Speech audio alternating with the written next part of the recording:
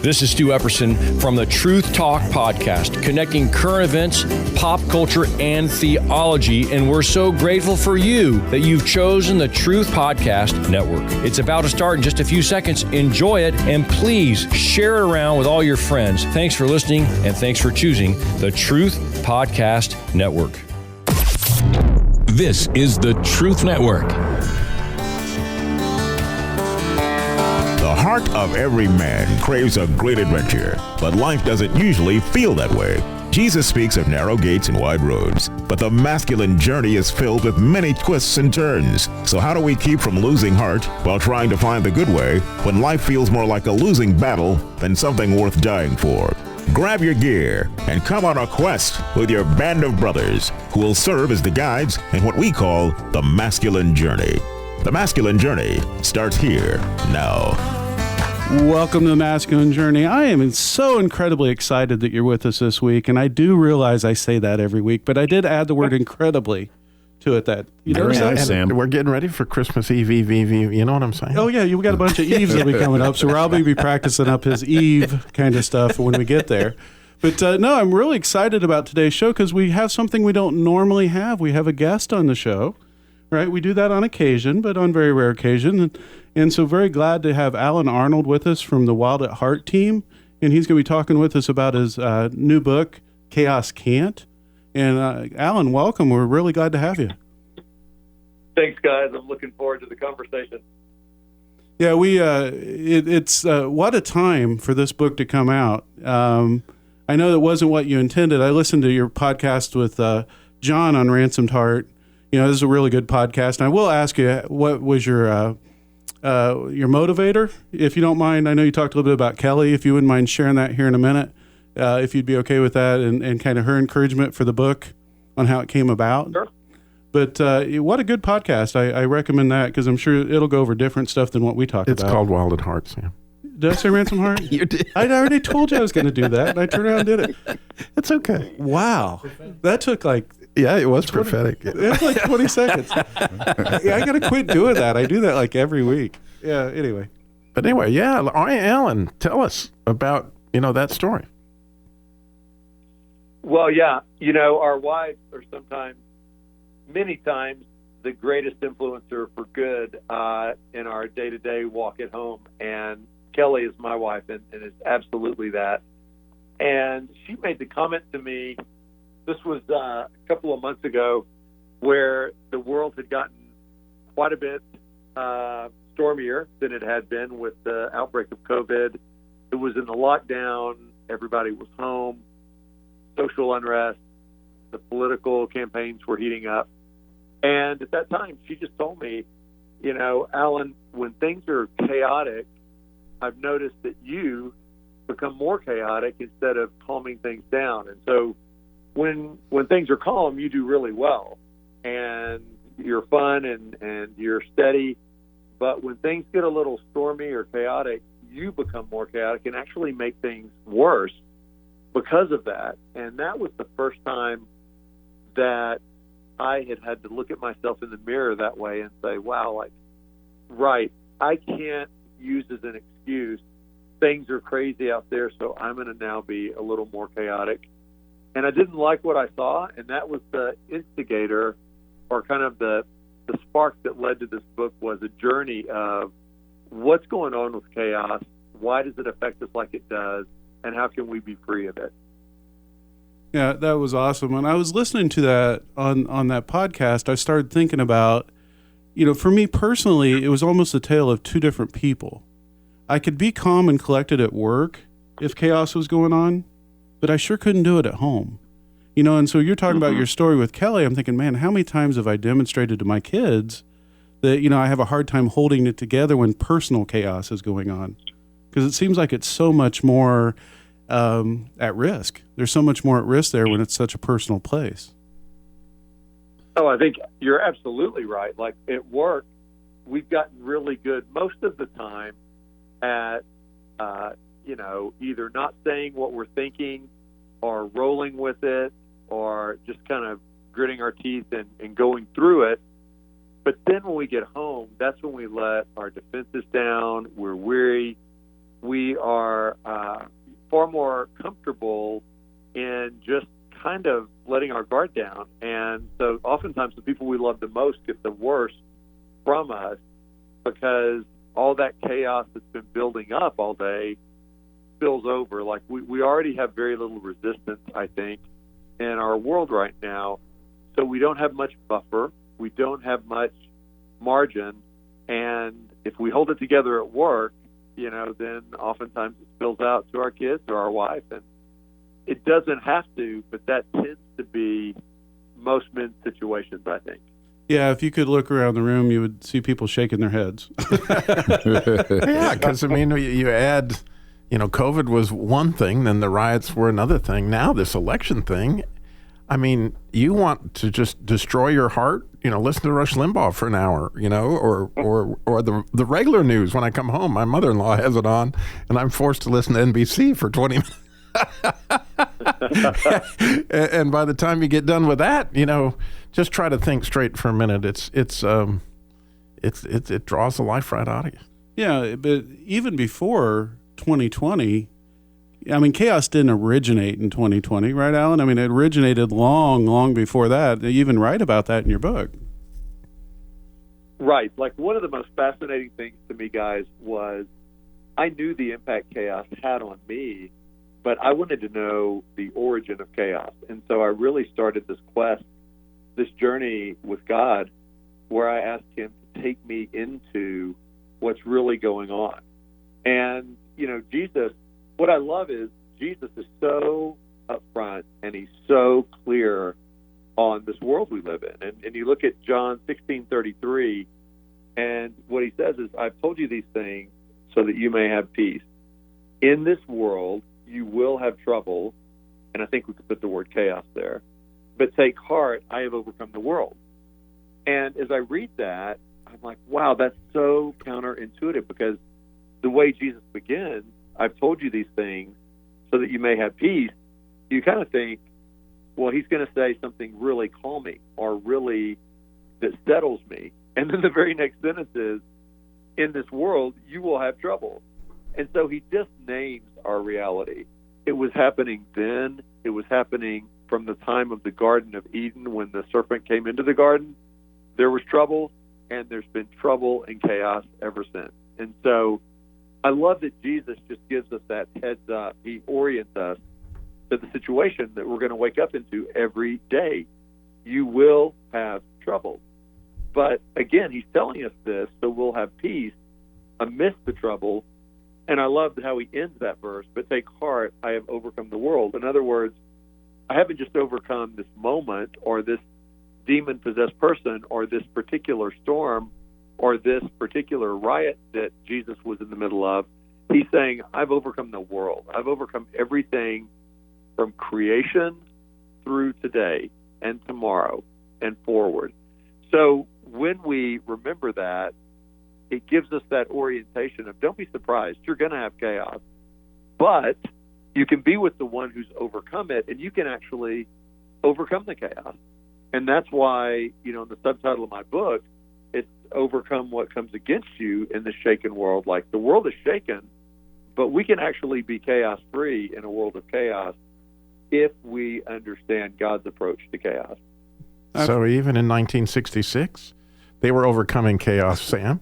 You might remember Maxwell Smart. Oh, yeah. Yeah, and sometimes he would try to overcome that. That's where I first learned about chaos, is right here. All right, well, listen to what Maxwell Smart has to say about chaos. Sounds like the Chaos Organization is back in action, Chief. Right. Now, Max, it seems to me that... Just a minute, Chief. Isn't this top security? Yeah. Well, shouldn't we activate the cone of silence? The cone of silence? Yes. All right, Max. Hodgkins. Yes, sir. Activate the cone of silence. The cone of silence?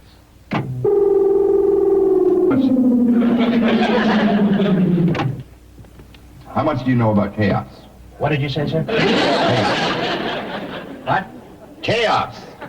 Oh, chaos. Yes, of course. Well, that's an international criminal organization that was founded, I think in 1957. How's that? What? 57. Agent 57 is in Hong Kong. Hong Kong. What about Hong Kong? What? Hong Kong. Why are we talking about Hong Kong? Hodgkins, raise the cone of silence. What? Raise the cone of silence!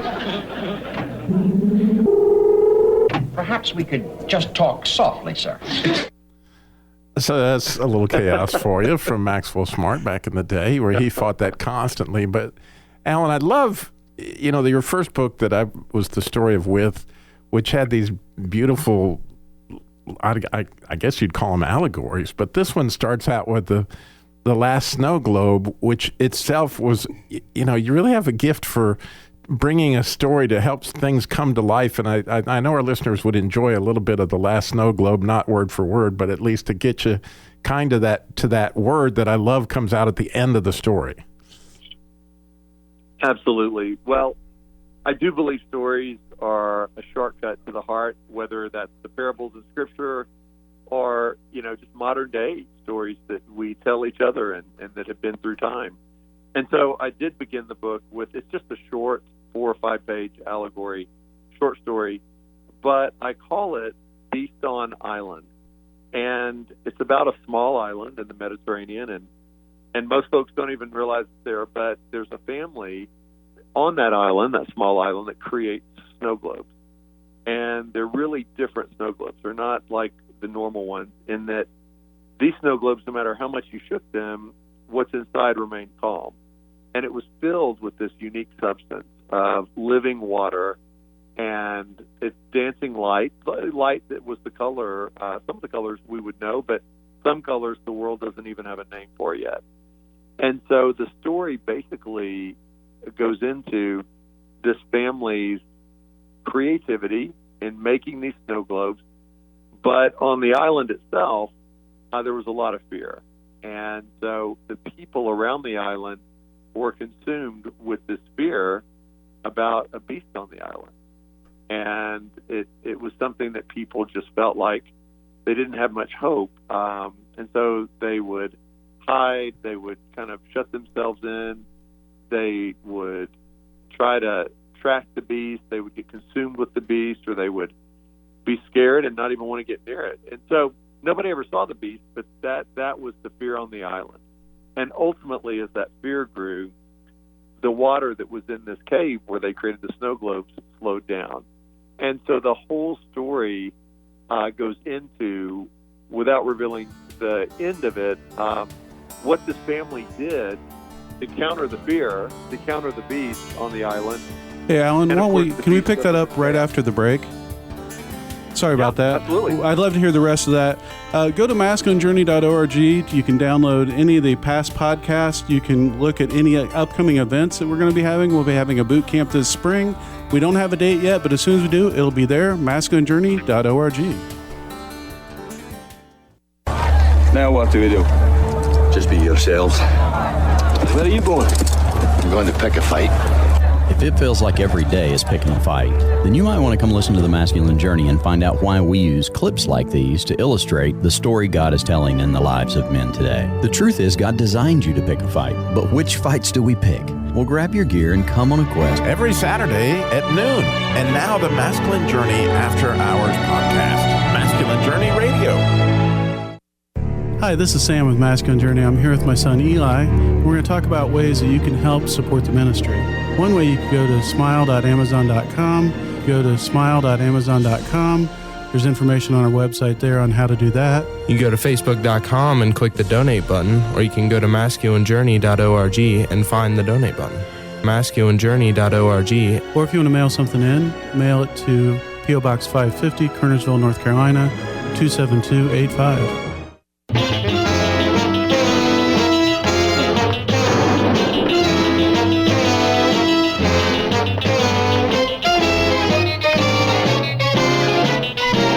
Welcome back to the Masculine Journey. That is the theme song from Get Smart, right? And he was driving an Opel GT, just saying. Well, I would not know that. I'm not a car guy. I know you are, obviously, the Christian car guy. Alan, sorry we had to cut off the story. We didn't manage our time great right there, but we definitely want to hear what's happening to the family if you could kind of set it back up, we have the island of the snow globes and the fear that's really consumed the people.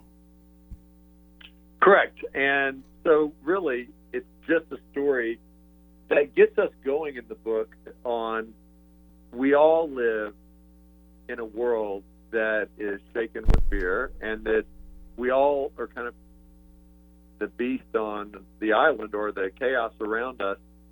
And this one family was struggling to make sense of it. And so the story goes on just to show the contrast when we choose either to focus on the beast on the island or we choose to be astonished by what God's up to. And I just thought that it was a great opening to say things aren't always as they seem. And so we can either choose a path in our world of fear over the chaos and over the craziness, and we can be fearful and anxious, or we can choose to be astonished. And if we do that, we're keeping our eyes on what God's up to, and we're actually, back to the Maxwell Smart clip, like we're either agents of chaos or agents of change. And the choice is ours. We can either be reactive and surprised by chaos and overcome by chaos, and unfortunately when that happens, we become chaotic ourselves. And so we become agents of chaos, whether we mean to or not, or we can see how God pursues life in the midst of chaos, and we can become agents of change with God. So it's kind of this, there's two real choices, there's two roads, and most people don't even know they have a choice. So the book, I wanted to start with that story to say, heads up, wake up, there is a choice, there is a better way. We don't have to be shaken, we don't have to be reactive, but we will be if we just wake up and fall into our days unaware. Yeah, absolutely. You know, it gets back to that old adage, whatever you feed grows, right? So if I feed that astonishment that you talk about, that's going to grow. But if I feed the fear, then it's going to consume me. You know, and so and focus on what Exactly. we're feeding. Yeah, it's amazing. One of the things that you talked about is how inner dialogue, you know, self-dialogue, opens up the door to chaos. Can you share some more on that? Because I think a lot of people do it and don't even realize it. Absolutely. Well, I mean, you know, the way we talk to ourselves is often based on, to use some wild at heart language that John has, it's based on agreements that we're making that the enemy loves when we make, and the enemy kind of sets us up throughout our life to believe lies about ourselves, about who we are, about what's going on. And so in the book, I just often, you know, help people, I think, by going, listen, the way you talk to yourself is actually a way of letting chaos in. And some of the things that we say in those times are like, you know, I always am alone, or it's all up to me, or how much can one person handle? There's never enough time, never enough money. Life isn't fair. I always get the raw end of the deal. These type things we say, and we start embracing it as, well, it's true. Like this, I'm just naming the way reality is. But it's not reality. It's the lies that we start to believe. And when we start to believe those lies, it's like we open the door wider and wider for chaos to come in.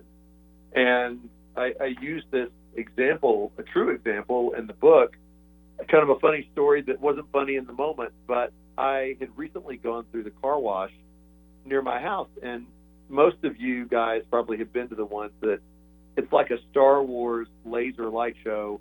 You know, you're in there in the car wash, your car's going through, you're in neutral, and you're just watching the foam and the lights and the water and it's like a very cool thing, right? But I'd forgotten to roll my windows up, and quickly it was like a massive, you know, shower, chemicals squirting everywhere, water all in the interior of my truck.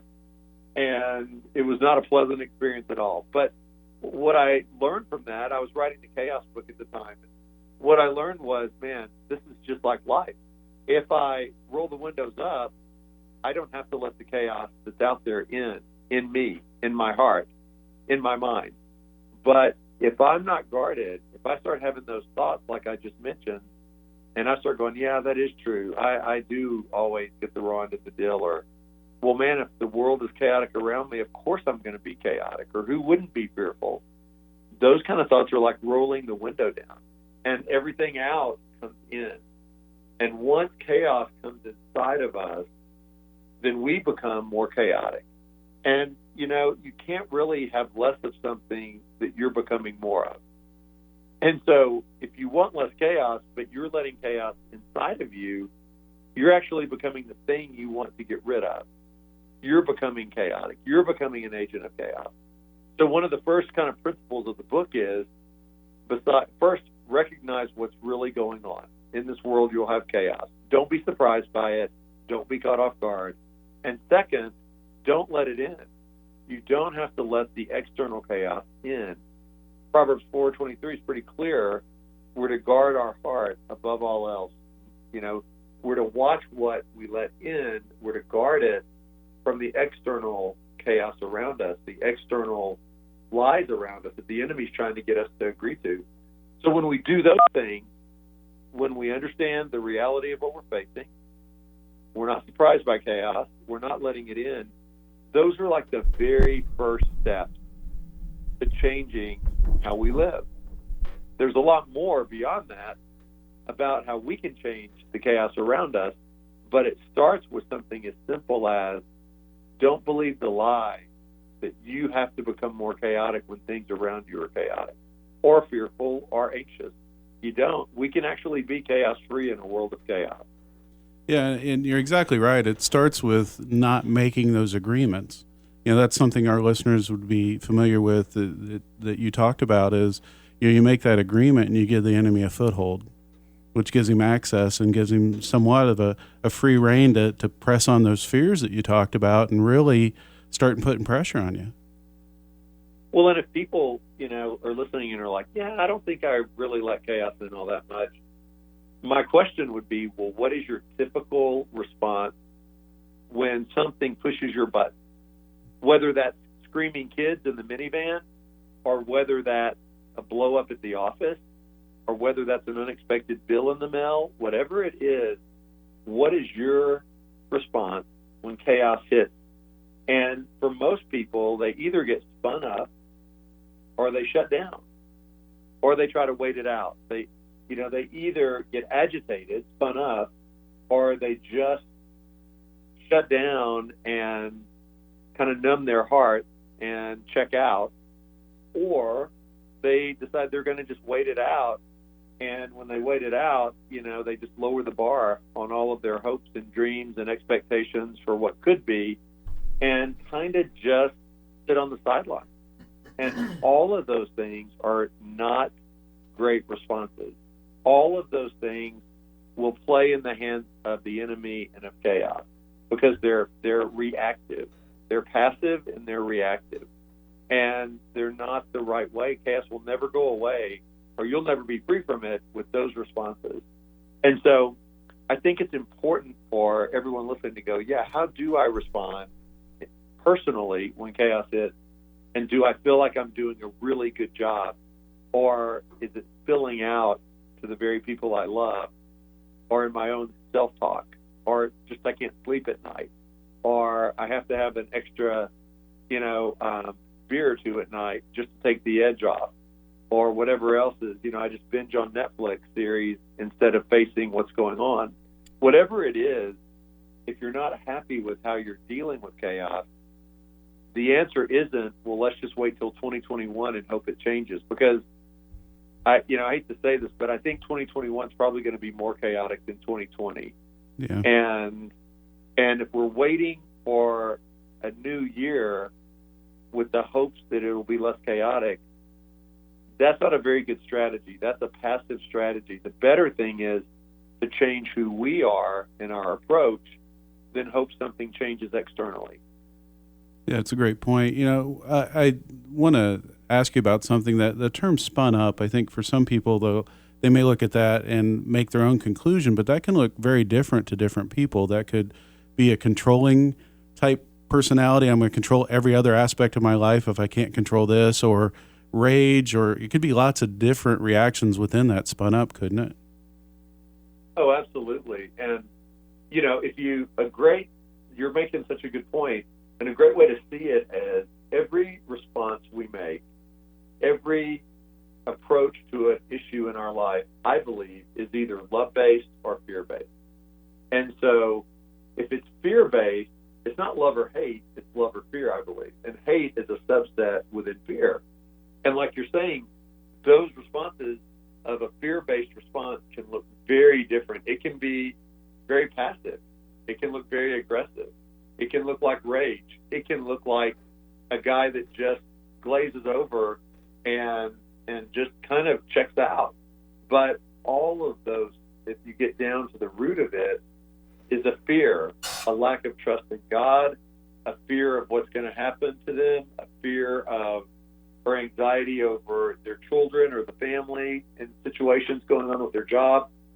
So, the question is, if we want to look at motive, because it's always a great check to look at motive. A motive to your response is it fear-based? Is it love-based? If it's love-based, you're probably doing a pretty good job of staying calm in the storm. If it's fear-based, chaos is going to take you out every single time. You might be able to hold your cool for 5 minutes or 5 hours or 5 days, but eventually, if you are responding from a fear-based, reactionary mode, you're gonna lose the battle against chaos, and the enemy knows it. Yeah, he does.